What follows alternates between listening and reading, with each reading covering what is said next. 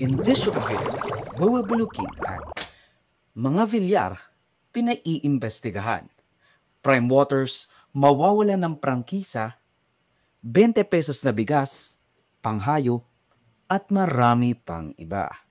Kumusta for me? Ako nga pala si Avoid Joseph at welcome to News at Worthy Recap Weekly Edition number 101. We have touched covered since last week, so skip the answers provided if it piques your interest. Here are some pictures commentary for your convenience. Prime Waters ni Villar iniimbestigahan.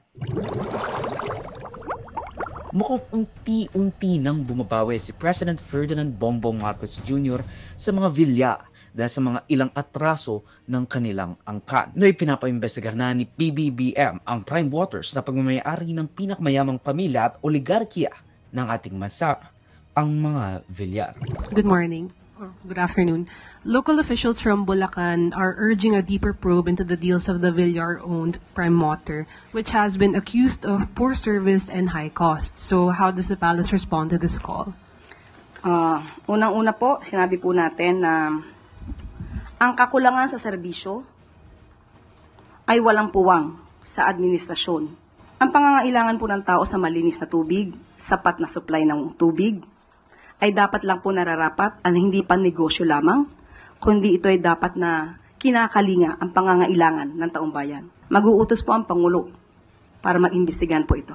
Parang napuno na ang sakop ni PBBM sa mga atraso ng mga Villar with the most recent betrayal kuno na ang paglapit ni senatorial aspirant Las Piñas Representative Camille Villar at pagkakuha ng endorsement nito kay Sara.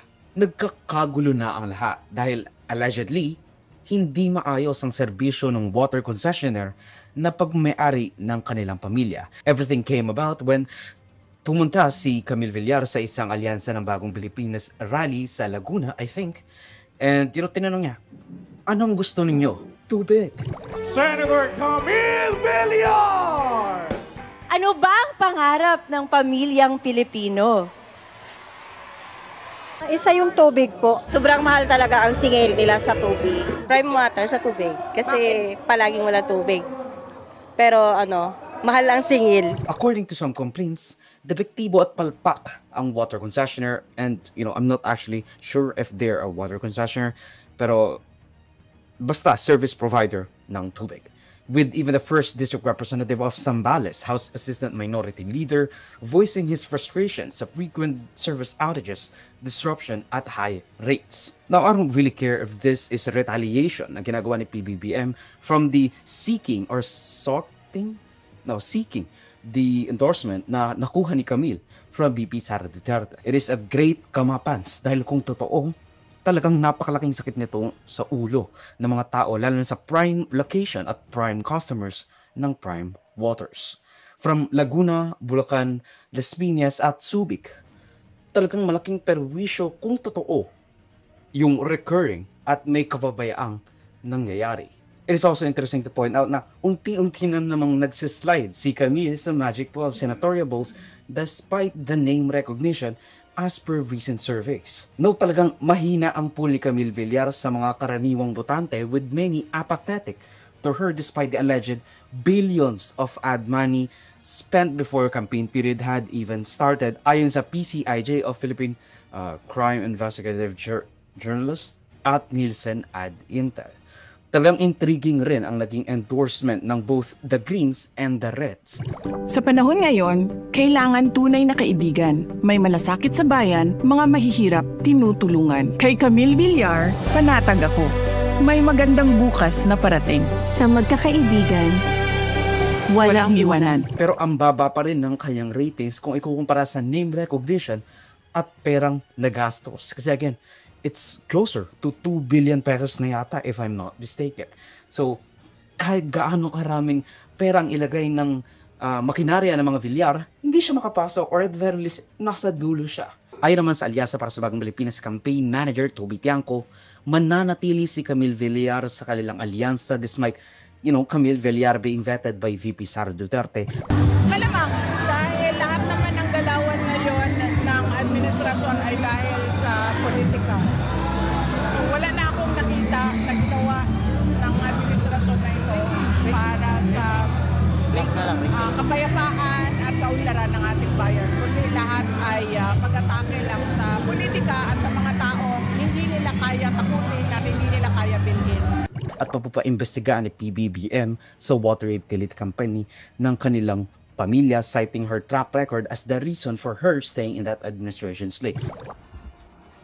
Follow up, considering that one of the administration's bet, Representative Villar, is directly linked to Prime Water, are we still confident in the service that she could provide if she's elected as a senator?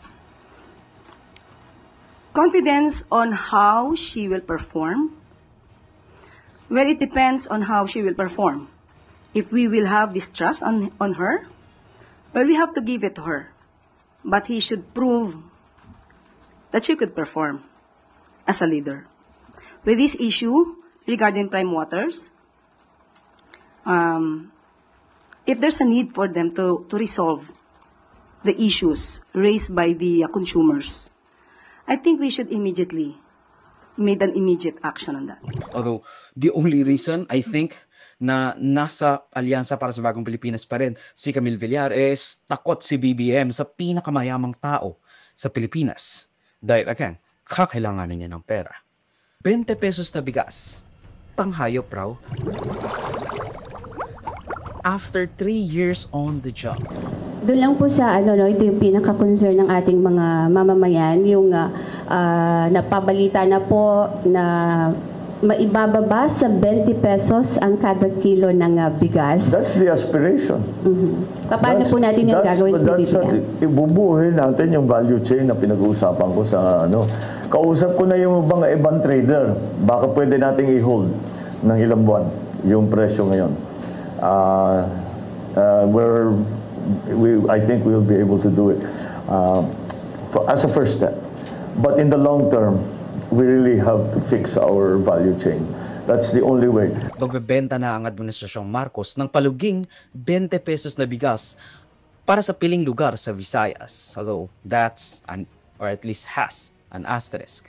Makakakuha ang mga Pilipino ng mga bigas sa mga nakapwestong kadiwa ng Pangulo, a sort of sari-sari store para sa mga government-vetted at minsan ay partnership with other local cooperatives na binroger ng gobyerno. Ngunit kapag talaga nagawa natin ang cost of production binaba natin, ay mababa rin ang presyo ng bigas. Mababa rin lahat. Basta mas mataas ang ani, kahit na pwede natin ipagpantay ang presyo. Now, alam naman nating lahat na paluging binibenta kung kalidad nga ang mga bigas na ito. Minsan nga, kahit yung NFA lang, lugi na ang 20 pesos, 30 pesos, or 35 pesos.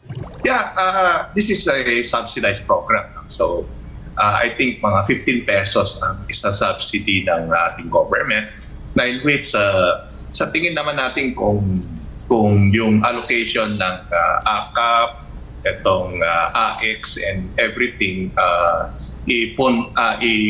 ipondo dito, kaya natin i-sustain ng isang taon yung mga targeted ng gusto ng government, yung mga hindi makabili. Kasi, Carmina, kung yung 2,000 na binibigay natin sa AKAP or itong mga ibang programa, ibigay natin dito sa programa nito. Bali 400 na tao ang pwedeng, yung 2,000 kasi kung 15 pesos. And ang consumption ng tao is 325 grams. So ibig sabihin, kaya yan. Kahit si VP Sara Duterte nagbigay ng revelasyon sa isang press conference kung saan binulgar niya na magulat siya nang tanungin ang mga business leaders kung feasible ba o magagawa yung mga pinapromise ni BBM sa kanilang campaign. This country is going to hell because we are led by a person who doesn't know how to be a president and who is a liar. Alam nyo anong pruweba ko na sinungaling siya? Tinanong ko, 2 businessman.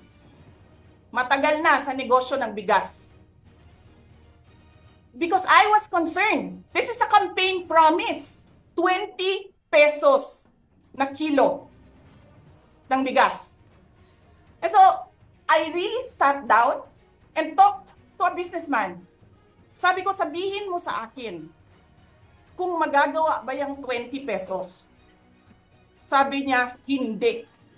Napaka-imposibleng gawin yan. Because more than 20 pesos ang cost. Paano ka magbenta ng palugi? So tinanong ko, nagsinungaling ba siya nung sinabi niya? And then he said outright, yes. It's either he did not know what he was talking about, that's so incompetent, or he was lying through his teeth to get the votes of people. Putang ina ninyong lahat. Martin Romualdez, Lisa Marcos, Bongbong Marcos. Sinabi rin ni Department of Agriculture Secretary Francisco Chu Laurel na maaaring bumili ang mga indigent Filipinos ng up to 10 kilos na bigas per week o 40 kilos per month. Pero ang nakakabahala, 9 na araw o mahigit 358,000 metric tons lamang ang national buffer stock ng Pilipinas kumpara sa target nitong 15 araw lang. Kumbaga yun na nga lang yung target natin, hindi pa natin makuha.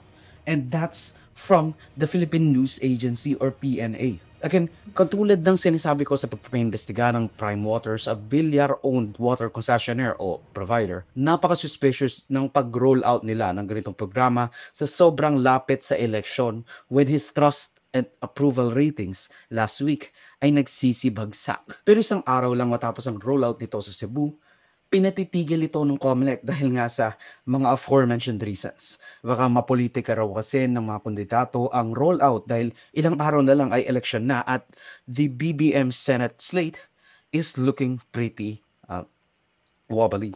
Binatikos naman ni VP Sara Duterte ang suspicious rollout nito sa Visayas with her saying na masyado nang late ang paluging bentahan ng bigas sa merkado tapos ang nirelease niya pa doon sa mababa ang rating ng Pangulo, saying it's too little too late. Ma'am, in-announce ni sisimulan daw yung pagbebenta ng 20 pesos per kilo na bigas. Sa Visayas daw po unahin yun. Ano pong reaction ninyo? Yan, di ba yan na yung sinasabi nila noon pa na hindi nila magawa hanggang ngayon dahil hindi nila alam kung paano gawin at dahil sa totoo lang nung sinabi yung 20 pesos per kilo na bigas ay nagsinungaling yung nagsabi. Alam niyang hindi kayanin pero pinaasa niya ang mga tao na ibibigay yon. Meron akong pagdududa ha na magbebenta sila ng 20 pesos per kilo na bigas pero hindi pang tao, pang hayop. Kanang ginatawag nila og ano sa bana siya sa murag lamaw. Oo. Ganyan. Ganun ba yung bigas ng NFA, sir? Pero bumwelter naman si Palace Press Officer Undersecretary Castro na imbes na bumatikos, mapagtulungan dapat ang mga nasa taas or may matataas sa tungkulan para sa ikabubuti ng bayan. Action on the statement made by VP Sara na this move is just another election promise to boost the chances of the Marcos administration senatorial candidates na manalo po sa eleksyon. Binubudo lang daw po natin yung taong bayan. Unang-una po, matagal na po nilang ini-issue na mukhang hindi kakayanin ng Pangulo ang aspirasyon na magkaroon at mag-deliver ng bigas sa halagang 20 pesos kada kilo. Ngayon po, na unti-unting natutupad ang aspirasyon na ito ng Pangulo, bakit muli na naman silang nagsasalita, nagiging negatibo? Muli, uulitin natin, ang gusto po ng Pangulo, ng Pangulong Marcos, ay ma-deliver sa taong bayan ang bigas sa murang halaga. Noon pa po ito. Pero ngayon po'y nagsusumikap ang ating pamahalaan, ang ating Pangulo na matupad ang aspirasyon na ito. Sana po sa mga leader, ang tunay na leader at tunay na Pilipino ay dapat sumusuporta sa kapwa Pilipino, lalong-lalo na sa pinuno ng bansa. Huwag sanang pairalin ang crab mentality at huwag maging anay sa lipunan. Magkaisa tayo para matupad ng Pangulo at ng pamahalaan ang mga aspirasyon para sa taong bayan. Narinig na namin niya. Wag na lang kayo makapag-away, makapagtulungan na lang kayo ganyan-ganyan. Wag niyo na kaming sisihin, wag niyo na kaming investigahan kasi hindi nakakatulong yan sa taong bayan. Nakakatulong yan sa taong bayan and the fact that you want to dismiss at kind of play off na maraming taong gustong magtanong kung ano ba talaga ang nangyayari or ano ba talaga ang dapat. Sinasabi mo disruptive. Katulad ng mga nagpaprotesta, mga union na nagsistrike. Yung mga taong nagsasalita laban sa kadiwalayan ninyo. Again, napaka-suspicious ng rollout ni PBBM ng ganitong 20 pesos na bigas. Kahit na sabihin niya na 3 taon, yun na yung kanyang campaign promise. Bakit niya ilalabas yun sa Visayas? Kung saan mababa ang kanyang ratings. At therefore, mababa rin ang ratings ng kanyang mga senatorial slate para sa midterm elections. At here po the post of news that worthy recap weekly edition for roughly the 4th week of April 2025. Mag-search sa more topics sa requires sa balitas if you're amas presented them in any way. Salamat sa panonood, baka pag-inform me, like, subscribe, follow me sa socials and afford Joseph to link down below. So, since of course. Bye.